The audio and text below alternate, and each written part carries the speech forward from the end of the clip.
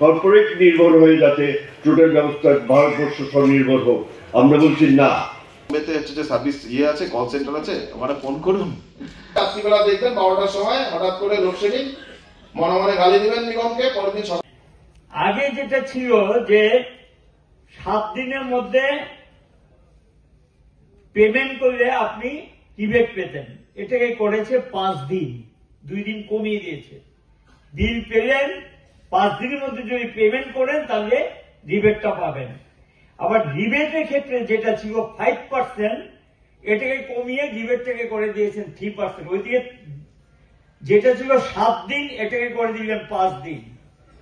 তাহলে এখানে আপনি রাইট টাইমে বিল না দিতে পারলে আপনাকে জরিমানা হিসেবে ওই টাকাটা পেমেন্ট করতে হবে, যেটা রিবেট পেতেন তার থেকে বঞ্চিত হবেন। তারপরে এটা করছে 3% যেটা ছিল, এটাকে 5% থেকে 3% করছে, আমি 2% কমিয়ে দিয়েছি রিবেট। আপনি 2% সুযোগটা কম পেলেন। এটা হলো তৃতীয় নাম্বার পকেট কাটার ব্যবস্থা।